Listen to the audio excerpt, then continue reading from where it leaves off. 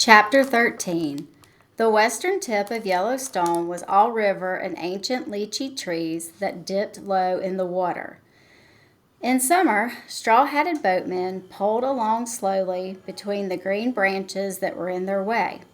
The lychees, ripe and juicy, burned red like the cheeks of a gaudily painted woman and made the branches droop even lower.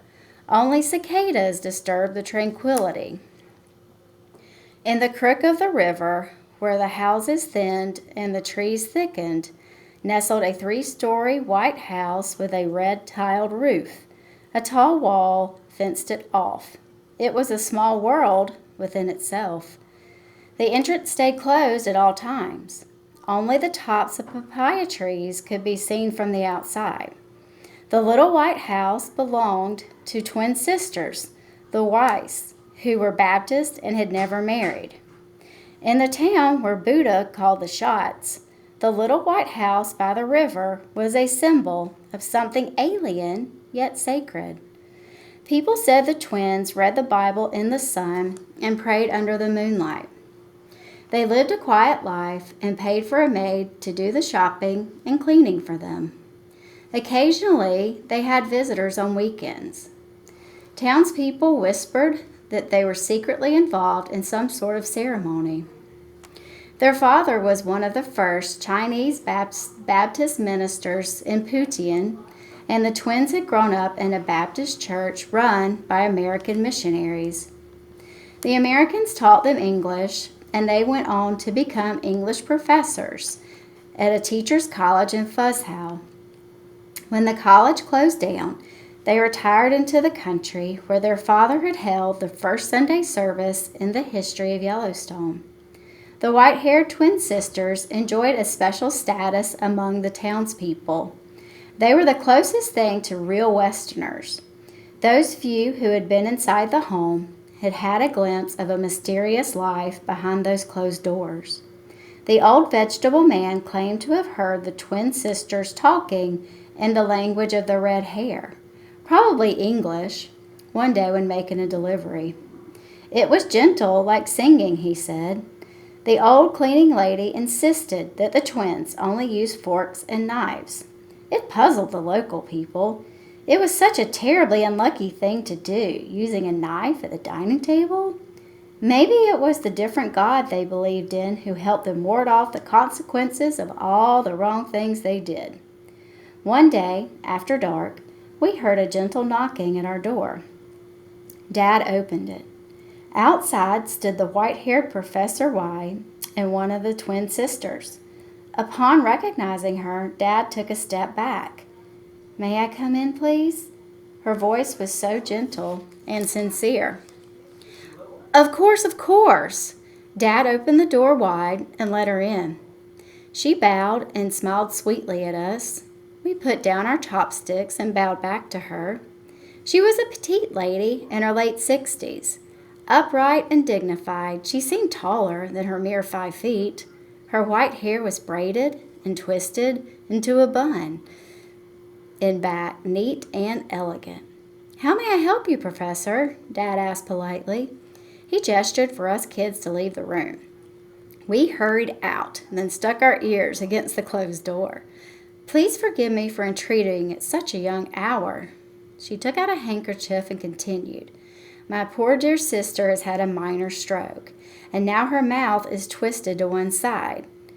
I have heard of your reputation. Can you please help her?" "I am flattered." Dad rubbed his hands like a joyful kid. "I'll be more than happy to see what I can do." Dad was in his best mood when he was called upon to help others. "Mother," he called out to my mom, as if he knew that we were behind the closed door listening to every single word. "Get me the blue jacket and flashlight. I need to go out."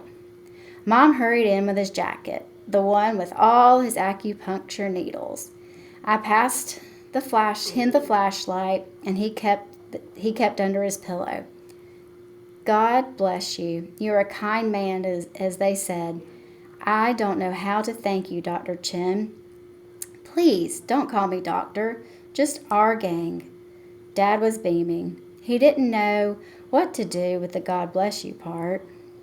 We can wait until tomorrow morning. I just needed to let my poor sister know. If you agree to treat her, then she will sleep peacefully tonight. She needs to be soon as possible, Dad said. Oh, how can I thank you all? She turned and bowed to each of us again. We all bowed back. After Dad left, I told the others that he had made a mistake. What mistake? Mom asked. Well, when Professor Y said God bless you, Dad should have said something polite back. I'm sure she was expecting it. And what should he have said, Mom asked. Buddha bless you? They all laughed. We were all proud of Dad. This case would put him at another level. I was sure he had chills crawling up his spine at being called a doctor by her. This was a landmark, a milestone in Dad's career. It would be whispered about for a long time to come. The other twin had had a light stroke. Dad soon began to see some progress. He reported that she was able to utter her first clear sound after 2 weeks of intensive and painful treatment.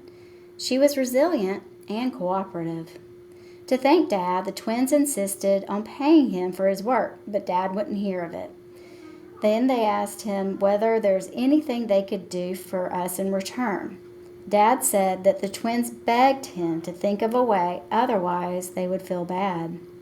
One night I said to Dad, maybe they could teach me English in their spare time. He looked up from his medical book and stared thoughtfully at me for a second. That's a wonderful idea, but your level may be too low for them. They taught in college, remember? Maybe they won't mind, I begged. I could try. Son, how did you come up with such an idea? Well, they have been trying to find a way to thank you. Yeah, but tell me why you thought of it. He put aside his book. They talk about college in school.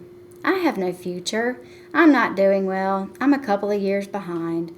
Other subjects are easier to make up, and I'm working on it, but no one can help me with English. What about the English teachers? They made fun of me when I went back to their classes. Besides, their pronunciation is terrible. Each time my teacher reads English, she sounds like she's choking on a fishbone. He spits and gets red-faced. I don't think Englishmen talk like that. Dad laughed. Now, son, if you do get to study with Professor Y, I want you to make at least as much effort as you did with the flute, he said seriously. I nodded. That night, before falling to sleep, I blew out the light, knelt down on the pillow, and kowtowed to Buddha to beg for help. For the first time, I didn't know what to ask for. I buried my face in the soft pillow until I began to stifle myself.